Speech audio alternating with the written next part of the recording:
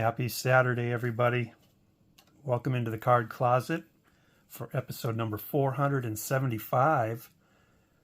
And we're going to start off with our mystery card of the day. This man had 475 career home runs. Let's see if you can figure out who he is. His rookie card was in 1963, Topps set. And he shared that card with three others, including Red Sox great Jim Gosger. In 1972 Topps, he was on a couple leaders cards, the National League RBI leaders and the National League home run leaders. In 1974, he was on a couple of leaders cards again, home run leaders and RBI leaders. And the American League counterpart on both of those cards was Reggie Jackson. All in all, his Topps run ran from 1963 through 1982, so a 20-year run of Topps cards. Topps didn't make a card for him in 1983 to sunset his career, but Donruss did, and Fleer did. In fact, Donruss gave him a Diamond King in 1983. He played all 21 seasons with one team. Roughly the first half of his career was in right field and the second half at first base. 5-time All-Star in right field and a 2-time All-Star at first base. He is a 2-time World Series champion, 1971 and 1979. League MVP in 1979. He shared that honor with Keith Hernandez.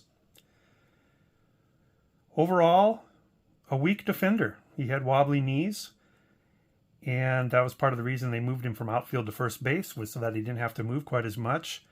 He never missed less than 14 games in a season. So just nagging things, never played, what you consider a full season in those 21 years.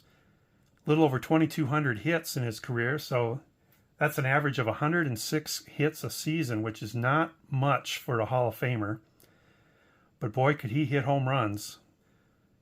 The National League leader in 71 and 73. He is in the Hall of Fame, but I would dare say that were he to post those numbers and retired 5, 6, 7 years ago, I do not think he'd make the Hall of Fame today. In fact, Baseball Reference says that statistically, his similarity score is closest to Carlos Delgado and Paul Konerko. So I think that kind of proves that point. He threw out the final pitch at Three Rivers Stadium in 2000. Ceremonial thing. He was 60 or 61 years old. Very, very ill. Very frail. The video's on YouTube. It's kind of sad to watch. He had to be helped out. The pitch, pretty much he threw it straight down into the ground. Maybe 10 feet from him is where it landed. But anyway, that team he played with his whole career was the Pittsburgh Pirates. Famous quote of his that I like: when they start the game, they don't yell "work ball," they say "play ball." His nickname was Pops. I'm guessing everybody's going to get this one. The legendary Willie Stargell. Here he is in his 1968 Topps card. So Willie's going to look on. Also looking on in the background there is the 2024 Topps update set, which I just got in the mail and we'll probably go through in a future video. But anyway, since this was a Willie Stargell video, Pittsburgh Pirate guy for the player of the day, I'm going to talk a little bit about a video that John Mangini did. He's a big Pittsburgh Pirates fan, as you know. And he did a recent video where he showed cards that have rubber stamp marks on the back. And I knew I had a few of those in my collection. And I had never really put much thought into why they were there or what they meant. But what John says really makes a lot of sense, that kids in the day would kind of mark their cards with a stamp that was unique to them, and that way they would know, kind of mark their territory as to which cards were theirs. And it seems to have been something that happened, in the 19 teens through the 1930s. And I went through mine. I knew I had some, and I found 3, which I'm going to show you now. First one is from 1915 Cracker Jack. It's a Hal Janvrin card. Nice and sticky with caramel. And on the back, we have a rubber stamp mark of a star, which I'd seen, and of course I got it cheaper because it has the mark qualifier on it. But yeah, somebody back in the day, if only these cards could talk, right? Marked this card with a star, probably marked a bunch of them in their collection with stars.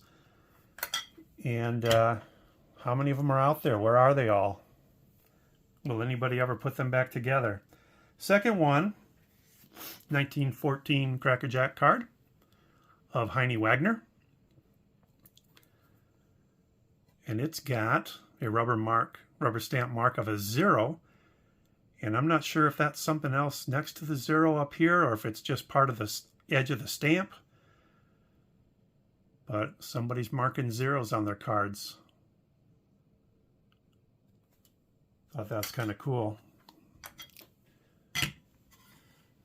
And then the third one that I found, this is one that I know Mangini's trying to put these ones together again.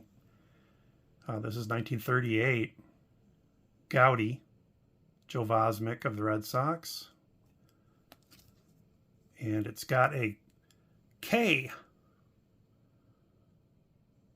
I can just picture some kid laying out his cards on the table, moistening up that rubber stamp and just going straight down the line, getting them all. This one looks like one that maybe was at the end of the line and the stamp needed to be re-inked. But really cool, and it does exactly match the one that John has been showing because it's got the long K leg coming down on the right there. So anyway, thought I would show those off. I think those are cool. Now that I think about what, if these could talk, the story behind these stamps. So also want to congratulate John Mangini for being elected the hobby president, quote unquote hobby president, this past week. I had joked with him on the side that I'd make sure he won, that if he ever got behind in the voting, I would write a little program that would hit that website continuously over and over and over, voting for him until he had enough votes to win. He didn't need me, though. He did not need me. He easily, handily won that election without me doing anything, so I did not play a part. That kind of goes for subs and views, too. You know, if you know somebody that's a programmer, software engineer, they could write you a little program that would get your view count way, way, way up, get your subs way, way, way up, just have some automated process running overnight, creating new users and subscribing them to your channel and clicking on your videos. I don't know anybody that's done that, but sometimes, you got to kind of wonder when somebody bursts on the scene and then they've got 50,000 subscribers. You kind of wonder. But no, I'm not accusing anybody of that because they usually have the views to back it up.